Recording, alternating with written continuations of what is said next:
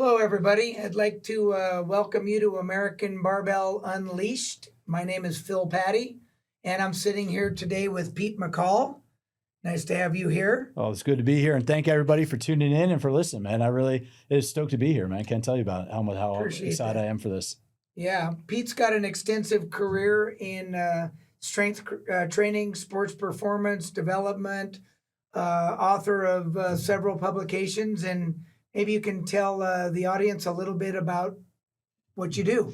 Well, my main job has been educating personal trainers. That's what I've done for about 20, a little bit more than 20 years. I've helped create the American Council on Exercise certification. I helped write the National Academy of Sports Medicine personal trainer manual. So really, my focus has been on educating personal trainers on how to get people healthy and fit. And for the last number of years, man, it's been really focused on how we use strength training to slow the effects of the aging process. You know, the books I've written were one was on program design. That's called Smarter Workouts, basically how we design workout programs. The next one, which I'm excited about for your listeners, is called Ageless Intensity. That's how high intensity workouts slow the aging process. Because it's there, man. I mean, this whole longevity thing, Right. I wrote my first article on this like 15 years ago. So I was ahead of the curve. I was before we even called it longevity. And then my third book is on recovery, how we recover from exercise. Interesting. Yeah, well, I've been in the industry for a long time, and for many, many years, everybody thought it had to be cardio. And then, of course, the shift came in, and then it was, well, if you could only choose one, choose strength training. And I've always been in the equipment design, whether it was selectorized equipment, plate-loaded equipment. Then I jumped into the weights, bars, and dumbbells portion in the late 90s. But I like to feel that I'm the pretty girl at the dance right now when it comes to what I do. You know, weights, bars, and dumbbells are the hot item. So what's your take on that, or what's your concept on how that evolved and what woke people up to that? Dude, I mean, I looking at your showroom downstairs, which is beautiful, absolutely gorgeous. It was occurring to me that when 25 years ago, when I was a young personal trainer in Washington, D.C., absolutely zero commercial gyms had Olympic platforms, had platforms. Right. Almost nobody did any type of serious barbell training. It was only very few and far between. You had maybe each region had one or two power training gyms where all the real serious strength heads went to. So to see where we are today, where we can walk into a commercial gym and see 10, 12, 15 platforms, racks, and everything, I think is exciting. Yeah. And it's because people realize that running on a treadmill for 30 minutes, no offense to treadmill companies, running on a treadmill for 30 minutes does not produce nearly the same results as lifting a weight for the same amount of time. Right. Which is good news. I'm obviously happy to hear that. Yeah, you know, it's funny, the weightlifting platform. So I worked really hard to develop the dead drop. And when I developed it, it took some time because I didn't really understand what it was all about. And the first order I got was for just under 200 of them for 24-hour fitness, all in one batch. And so I put them in, and then I followed around the first ones for the first month or so to watch how things were evolving, how the materials were performing. And I'll never forget walking into the San Diego, I think it was the Balboa facility, and I walked in, and I literally saw people standing in line, and like they were at the post office. Yeah. In front of every platform, and I couldn't figure out, and they were actually queuing to get a turn on those platforms. Yeah, you see it in the big gyms. I mean, the big, really crowded gyms, you have people 5, 6 people deep, and that's at a gym with 10 platforms. Yeah. I mean, to be there, if you had told me in like 2005 that that's where we'd be in 2025, I'd have thought you're crazy. Yep, yeah. You know, just like I picked up my first kettlebell in 2003. You know, before anybody, there's one manufacturer in the country that sold kettlebells, and it cost more to have the kettlebell shipped than it actually did to buy the kettlebell. Yeah. You know, but if you had told me in 2003 when I bought my first kettlebell that you could buy them out of Walmart 5, 8, 10 years later, I would have thought you're nuts. Yeah. So I think we've done this whole emergence of strength training, high intensity training, I think is the best thing we have going, not only for companies like you, which make it, but for personal trainers who have the ability to coach that. And most of all, for the people listening out there, because their lives can be changed. I mean, walking around the block, okay, that's okay exercise. But if you really want to maintain longevity, if you really want to extend your lifespan, you got to pick up a weight and you got to get out of breath. Yeah, I mean, I remember several years ago that doctors, a lot of doctors' advice was if you were 90 years old and you could lift a dumbbell, you should. Yeah. Right? So that was encouraging also. So yeah, it's just interesting the way it's evolved for sure. And the style of training. the way so many of these fitness chains today are trying to taste a little bit of they're trying to figure out how to incorporate that sports specific training. And I think that's the biggest challenge for them. But I don't think it's going to be a challenge for us, especially with somebody like myself collaborating with somebody like you that's got the knowledge in the background to know what really works. Well, and the thing is, years ago, when I was doing my master's degree about 20 years ago, I wrote a paper for one class just about what I call exernomics, the economics of exercise. Because as a personal trainer, I only have about 55 minutes with my client. If I want to get the most work out of a client, then my goal as a trainer is to get them up to power training, strength and power training. Because minute for minute, when you look at force time, power is force times velocity, or it's work over unit time. Right. So if we only have a finite amount of time together and I want to get you the best results, I'm not going to start with power training. That'd be stupid. Right. But I'm going to progress you over, maybe 3 months, 6 months, 9 months, whatever it might be for you to get you there and to give you that level of fitness, because we know that it's about work rate. It's about how hard you can go, how quick you can recover. To me, that's the thing of fitness. So I think the beautiful thing we have going in the industry is we finally, and I love the aesthetic sports. I love like bodybuilding, figure, everything. But we are now seeing people out there, Phil, the average consumer is training more like an athlete that's ever happened before. Right. And we are seeing that's where strength training is becoming such a big trend, Right. because they realize they need to lift heavy. They need to be explosive, but they also need mobility, they need recovery, and they need active rest, days off. Injury prevention. So it's a big deal too. I remember when I've always been in the Olympic bar manufacturing business since mid to late 90s. But around 2012, when I kind of tested the different style of, I did bar testing to try to address what types of bars were important. And I met some very high profile level 5 Olympic coaches. And they were the ones that told me, you don't start somebody off with a 44-pound bar, 20 kilo, and plates, and you don't put grandma on that, or you don't put a young athlete. You start with an 11-pound training bar and a couple plastic plates to get correct form and to go through and learn that correct technique.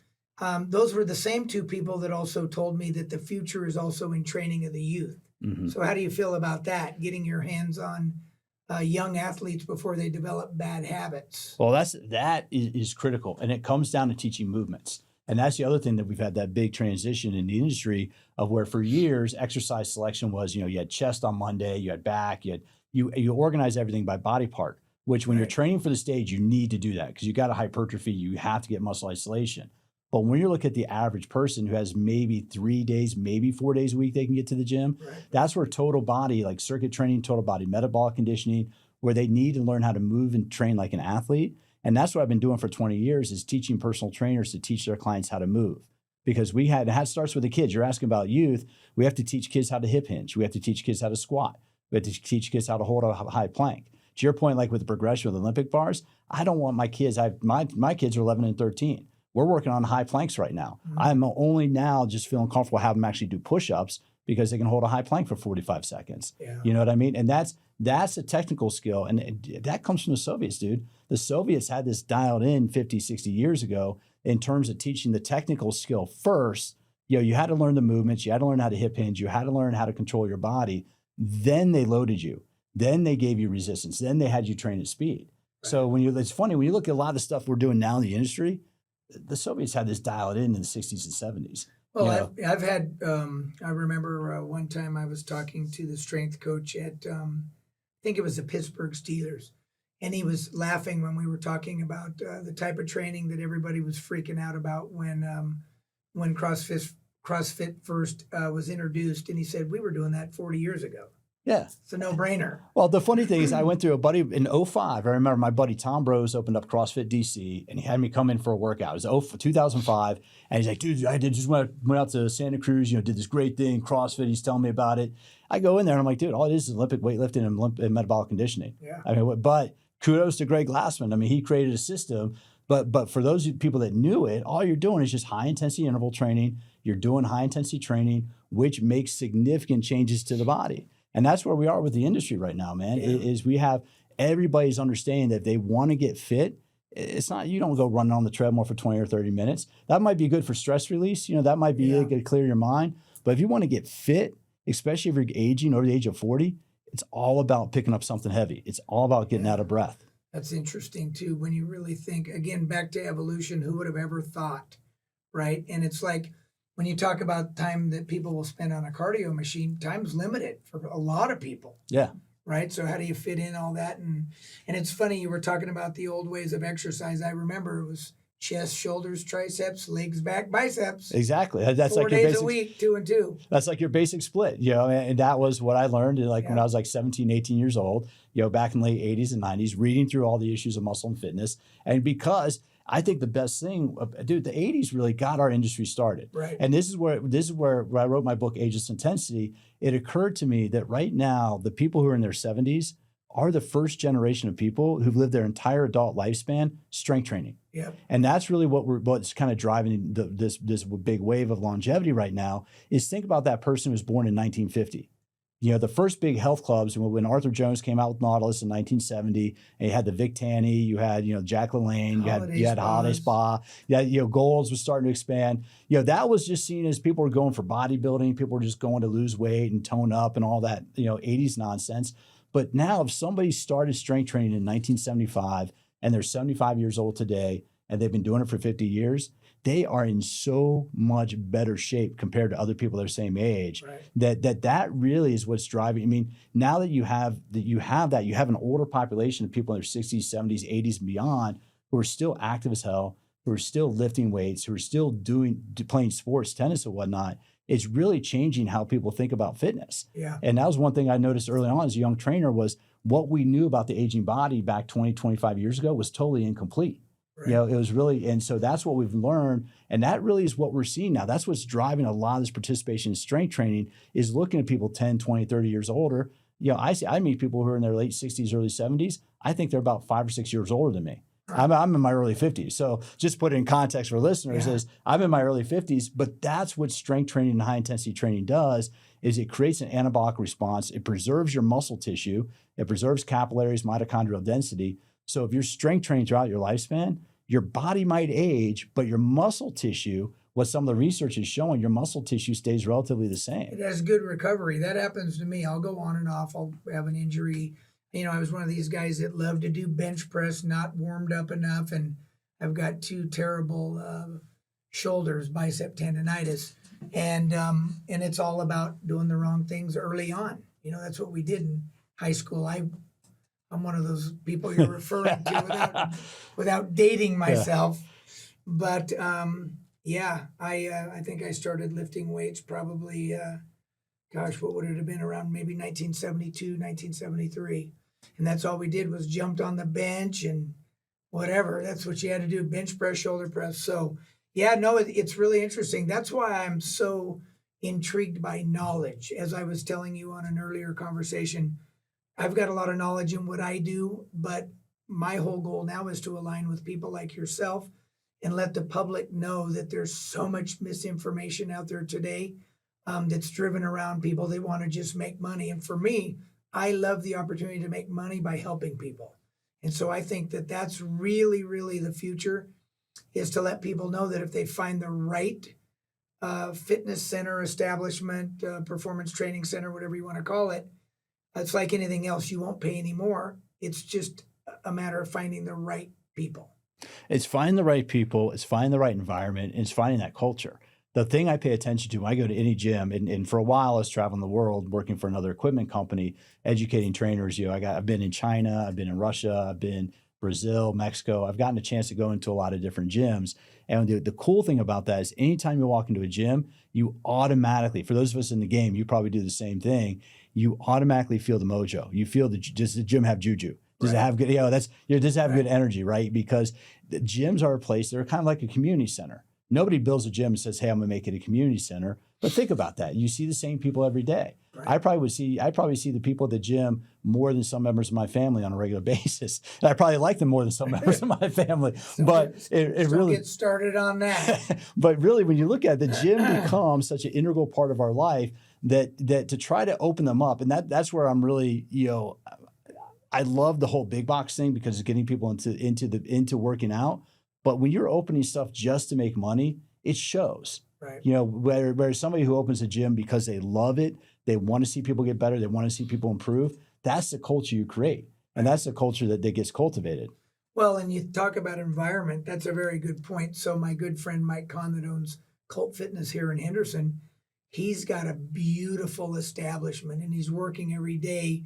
The lighting's right, the bathrooms are beautiful, everything about it attracts that environment. And of course, that's tied to people willing to pay more because it's not cheap to open a center like that. I mean, the equipment costs and the rents are crazy high, but that's all about that experience. That's why, you know, I've never wanted to play in the game against bottom feeder, junk peddlers, if you will. It's too expensive. There's too much liability.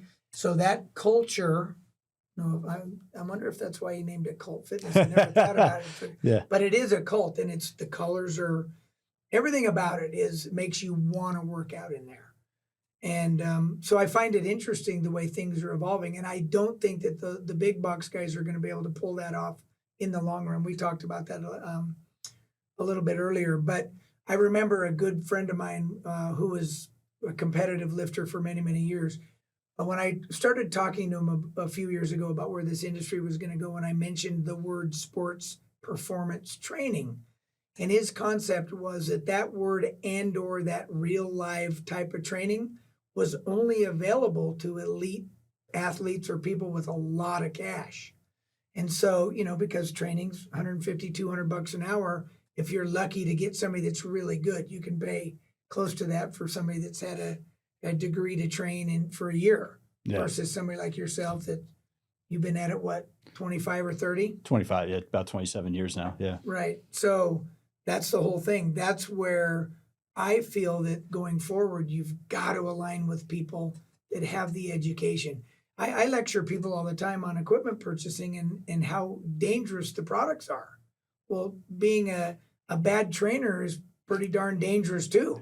I mean, trainer education is one of those things where, and this is what's one of the big things that's really changed the industry is 20 years ago, when I worked at a big box gym 20 years ago on the East Coast, Town Sports International, we used to have, when we hired somebody for a fitness staff, they had to go through 5 days of classroom training. They had to go through 40 hours of classroom training on top of whatever certification they had.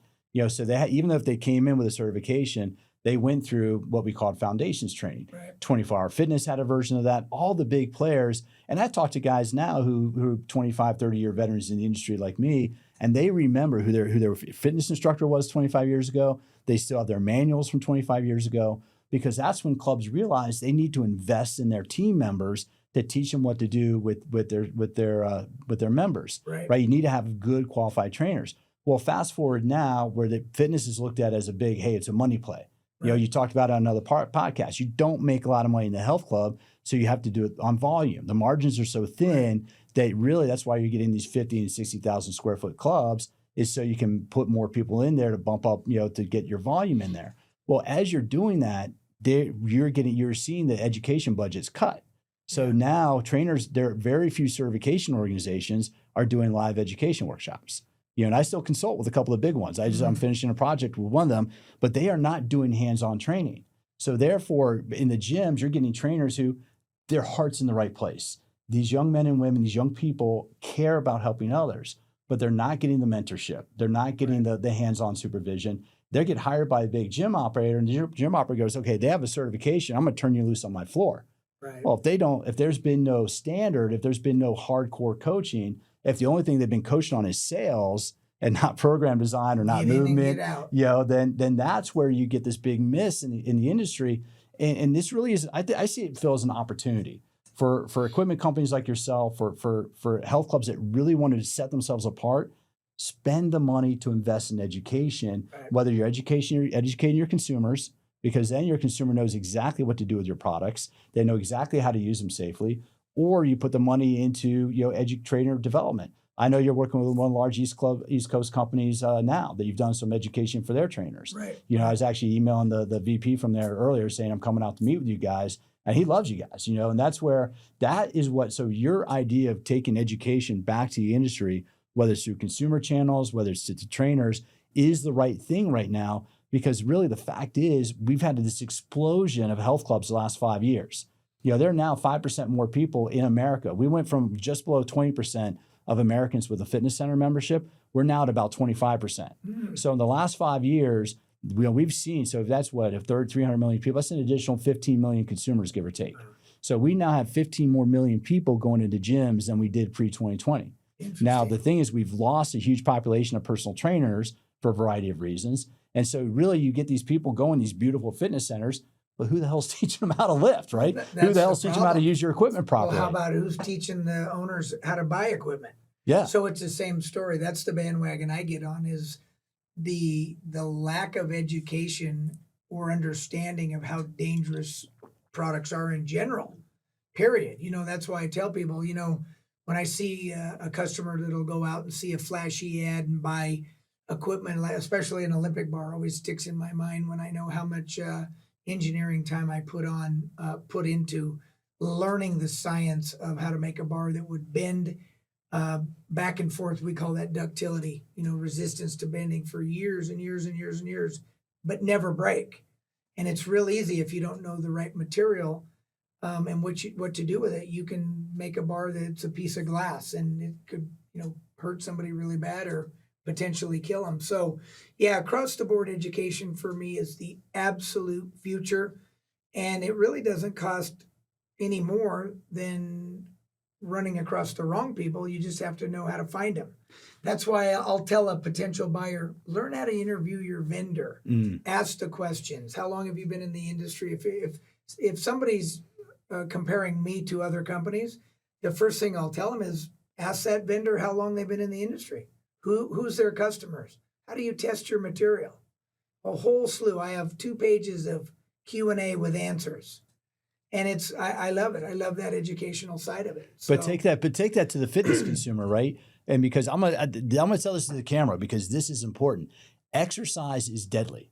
If we forget about that, exercise is physical stress applied to the body. If we apply that wrong, it's deadly. And that could be. It could be. Every health club I've worked for, every health club company I've worked, and I said it a little strongly, exercise is deadly. It's not. It can be. Right. It can be fatal if done the wrong way, because every health club company I've ever worked for has had somebody die. Most of the time, it's a heart attack. Yeah, it's a heart attack. And that's a lot of consumer miseducation, because somebody who hasn't exercised for 20 years, in my mid 40s, I'm gonna pick up where I left off in my 20s. That's not a good idea, right? Cardio equipment.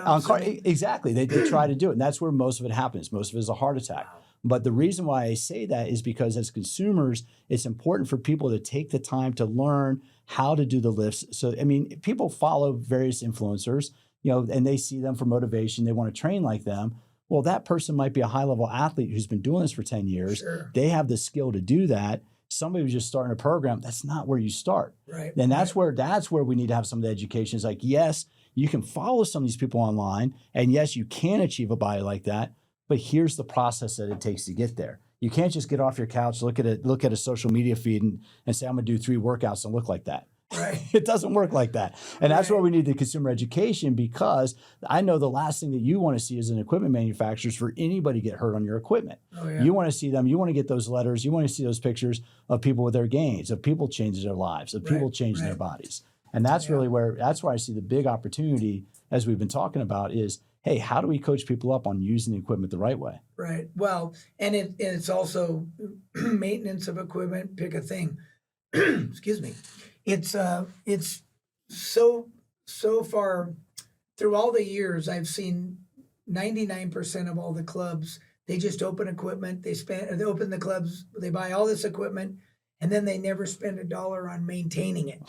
So I'll walk in and I'll see, I was telling somebody today that I saw a big club chain. I was in Atlanta, and they had single strap handles, nylon strap handles, and they had actually broken, and they tied them back together in knots so they could continue to use it. It's a $25 part. So yeah, that the equipment maintenance. I used to tell people you never change a cable when it's broken, and that would confuse people. What do you mean? And I said, well, it needed to be changed long before it ever broke. Oh, got it. Yeah. So there you go. And with that, so what's been? See, I'm fascinated by your background, Phil, because your background is in what, metallurgy? Metal science. I mean, I'm self-taught. Yeah. I never really went to school for anything but welding, Uh, but I aligned myself with some of the top metallurgists, which are metal doctors, people that actually put metal together, all the different particles, if you will, from the ground up, right? And then through all the heat treating processes, because you take metal and you put it through all these processes. And to make an Olympic bar, you start with a piece of metal, but it has to go through several processes of heat treating and ductility analysis and all these things so it'll last. And if you choose the wrong material, it can be, like I said earlier, a piece of glass. So I've aligned myself with machining experts, tool and die experts, polymer experts, which are people that are versed in the sciences of urethane coatings, rubber coatings. It's just been many, many years of collaboration. And I always sought out the best of the best because I wanted to learn from the best and the fastest. Yeah. As with that, with all the stuff that you make, what's your number one seller? I'm curious about that. Like what do you tend to sell the most of, especially right now with strength being such a hot topic? Well, unlike so many of the companies that sell product today, I'm solely focused commercially. So I've been a commercial builder. That's been my whole focus, meaning that I build products for the most serious use and abuse applications. Gold's, Powerhouse, World's, major universities, Sergio Oliva Jr., right? People like that Ronnie Coleman that do crazy stuff with plates and dumbbells. So it's always been bars and dumbbells. Both of those are two of the hardest products to make to last. Bars are extremely dangerous for multiple reasons. I've seen them snap at the sleeve. I've seen them snap in half. I've seen people squatting with 600 pounds with a bar that bent around their shoulders. We've probably all seen that video. But it's the ones that snap and fly by your face that are the ones that'll scare you to death. And then when it comes to a dumbbell welded incorrectly or put together incorrectly can have heads fall off. And some of the dumbbells are 200 pounds. So, that's something you don't want just falling above your face when you're laying on a bench. So learning the science of when urethane became popular, I learned the science of urethane coatings, and that was a challenge to finally learn it. But those urethane dumbbells today for the commercial application, we've done probably close to 2.5 million pairs. Oh, wow. And I can count failures on two hands. It's growing now, but that's pretty good. Urethane bumper plates. Nobody had attempted that until me and a partner decided to develop it in 2012. And it took 4 years to get one that wouldn't come apart. Oh, 4 wow. years. Then it was copied by everybody, the visual copy. And not what's under the hood. That wasn't copied. Yeah. So to answer your question, weights, bars, and dumbbells. Olympic plates, rubber, in urethane. Bumper plates are on fire now because you need them with platforms. Olympic bars, we sell a lot of gym bars, which are no spec bars, meaning that there isn't a neural spec where your IWF, your weightlifting bar, and your IPF, your powerlifting bar have designated specs and much different neural patterns. Those are the things that we sell the very most of. And now we're fully into metal platforms. Since we introduced our dead drop platform, probably in the last 18 months, we've sold a little bit more than 400 of them. Oh, wow. And we'll have to do a nice on the training center floor video of that, because why is it so important to have a dead drop platform? Because the average buyer in a health club that now is testing this category can't figure out where we tell them they can't be 6 inches or a foot apart. Everybody's concerned with space. Well, if you don't have one of our style that actually drops dead, and you have a style that catapults, 3 feet or 5 feet in either direction, somebody can get really hurt. So back to the education. And it's endless what people need to know. Well, just listening to you, this is why, and I've been a media spokesperson for years. I worked for the American Council on Exercise, creating their personal training certification, and was a media spokesperson for them for years. And I'd be asked, every year, December, January, one of the big topics is what kind of fitness equipment should people buy? It's all the January stuff. And my answer, Phil, was always buy commercial. Right. Buy commercial. Even for consumer was buy commercial, because even if you spend a little bit more money, your stuff lasts. Like I know if I set up a home gym with your equipment Right. that I could sell it in probably 8 to 10 years and not get dollar for dollar, but get a pretty good ROI. I could work out with it for 8 to 10 years. And if Oh, I yeah. maintain it right, the stuff that you manufacture, I can sell that and and with that. Have For you sure. seen a big explosion in the consumer space? You know, yes and no. I mean, of course, during COVID, we had our most successful year ever because everybody thought you couldn't find a dumbbell, and we were sitting on about $10 million worth of commercial inventory, and everything shut down, and we just did some incredible volume. But yeah, people are building nice home gyms, even if they work out at a nice training center. They'll still, again, that's my clientele. My clientele, the one I love the most is the discerning buyer that wants really elite level product. I pride myself on cosmetics is big for me. It always has been. So yeah, I mean across the board, as you alluded to, what did you say? 15 million new users in Yeah. the gym, right? So it's just across the board. It's people are aware now how important it is. I'll never forget when I got started in the late 70s. Many people asked me if it was just going to be a fad. Mm. And of course, we know that that's not accurate. It's so far from a fad. It's crazy. But back to what's fun today is the education. And when I tell people when they're talking about buying equipment, and I know all the guys that you're referring to when you talk commercial, I know all the players. I've been around long enough to where, in one way, shape, or form, I've done work for, meaning made product for, or I told somebody today. Being Italian, Technogym is one of my favorite companies. I think Life Fitness makes incredible quality products. Both are very, very well engineered, long-standing companies. But I was telling somebody today that if you buy a Technogym product from Technogym USA, they're going to sell you American barbell weights, bars, and dumbbells. So anything that comes from them is our product. Hammer Strength Life Fitness is a little different. I've had different collaborations with them for years, making OEM, which is branded product for them. But we're all on one team, and they know the history. And that's one of the best examples I use to people, or I use and I explain to people. When they ask, well, why do some of these big companies have you make product for them? It's the learning curve. Mm. They want to avoid that 4 years to. Why did it take 4 years to make a urethane bumper? I mean, it took 4 years. Because you had to get it right. I mean, if Yeah, you're because commercial, dude, especially now, so many gyms are open 24 hours.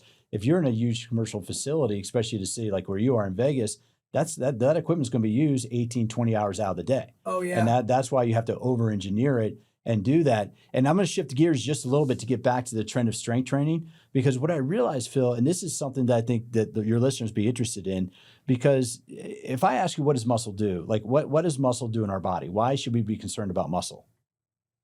You're asking. Yeah, I'm me. asking you, why should we be concerned about muscle? Well, You'll see where I'm going with this in a because, second. Well, because your body's going to fall apart. You have no stability, nothing, right? You've got to have muscle mass. I'm a big YouTube watcher myself, and I was listening to something today about how mobility for people over 75 is so vital, and you've got to have good muscle mass for to stop from falling. The most basic standing up, walking stairs. So did I give the right answer? Well, no, but to the point is, and because we've been focused on muscle for years, and now I'm talking about Building researchers muscle. building muscle, Right. right? Primarily for aesthetics because it looks good, Right, primarily for sports because it makes us faster and stronger. right. But what we overlooked is the fact that at its function, muscle is both a metabolic and an endocrine organ, right? The more muscle you have, the more efficient you are at metabolizing carbohydrates for fuel. Mm. The more muscle you have, the more free testosterone you have. And muscle, when you do strength training, produces the peptides, the growth factors that build more muscle. So muscle is kind of like compounding dividends. When you have compounding dividends buy more shares in your stock portfolio, right? Icing the cake. Exactly. Yeah, but that is now. And so I'm writing the second edition of my book, Smarter Workouts, and I'm going through the research that's been published the last few years. It's only now in the last 5 or 6 years, a lot of it's post-COVID, because what the data showed during COVID was people with higher levels of muscle, if they did get COVID, had much less complications. Of course, there are outliers. Some people had long COVID and dealt with that. But for the most part, the population of fit, active people with muscle, high levels of muscle, if they got COVID, it was a bad cold. Whereas people who are deconditioned, sedentary, had pre-existing health conditions, they died. I mean, and I'm being a little fatalistic there. Sure, no, but now we're seeing that and it goes back to seeing those older adults in their 70s and 80s with high levels of muscle. Muscle is the only organ you can grow and add tissue to that metabolizes carbohydrates, that helps you be healthier. And if you want to add more testosterone, I'm a 52-year-old guy. If I want to add more testosterone, I have more muscle. I lift weights. I get more free testosterone. We need more testosterone. Can I go on TRT? Can I go on HRT? I could go on HRT, yeah. But I know if I eat the right diet, if I train the right way, I sleep the right way, my T levels are staying relatively consistent.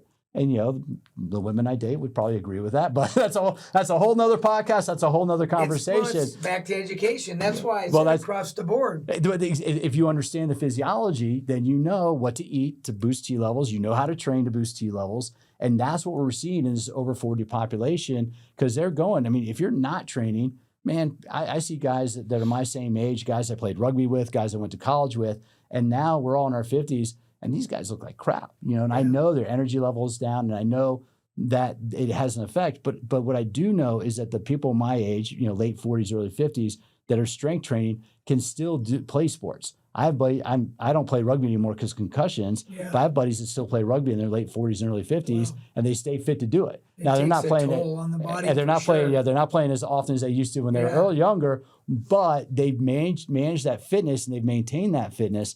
But that's really what I want to come back to that, because for those of us in the fitness industry, we forgot that muscle is an organ that our body needs to be healthier.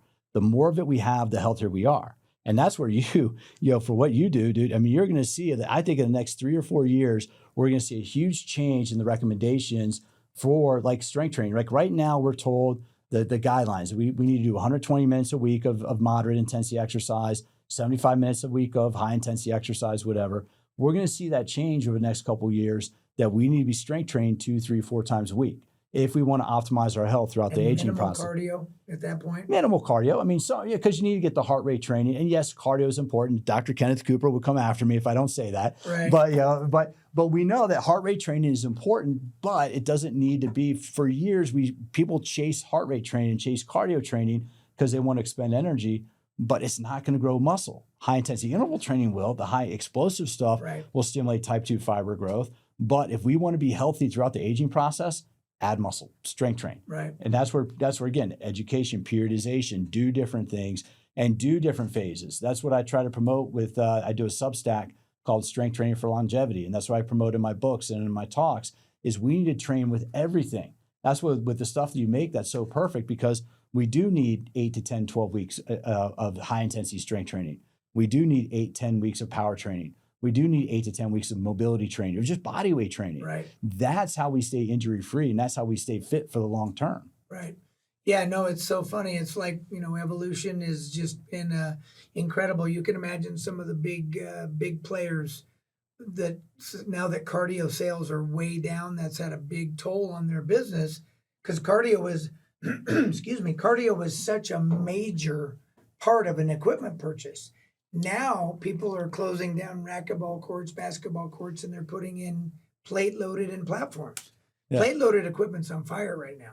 Yeah, and they're pulling. I know gyms I've seen, they're doing renovations, are pulling cardio out and putting more weight in. Yeah. Or then other gyms where I know they've expanded in certain areas, they're getting so crowded, they're having to open up. It's like a Starbucks was 20 years ago, right? Starbucks' whole marketing thing was, we're not going to do advertising, we're just building another location down the street. Yeah. Once one location gets busy, and gyms are starting to do that now, where some gyms are getting so busy, they have to open up other locations, like literally around the corner or down the street from where that one location was, just because everything is so popular. Yeah, for sure. Where do you think the future of fitness is going? Fitness training in general, where is it going? I love that question, because I'm one of these people who, I'm learning how to use ChatGPT. I'm learning how to use Google Gemini like everybody else. I'm learning how to save shortcuts with AI. I'm one of these people who I am so bullish on fitness, Phil, because we are the anti-AI industry, right? AI can write an exercise program for you, but it's not going to give you a high five. Right. It's not going to hold you accountable for not showing up. There's no interaction, right? There is no human touch. And if I'm working, for somebody like myself, I do a lot of work from home. I do a lot of consulting work. When I want to go be around people, I have two options. I go to a coffee shop or I go to the gym. And so I think as we get more into a technologically based world, we're gonna have driverless cars. We're gonna have I mean, where was I recently? There's some freaking robot going. I don't know where the hell was I. I don't know where I was, but there's a robot bringing food to people at their tables. And, Oh yeah. and I'm yeah. like, and I'm like, okay, that is all we see where technology is going.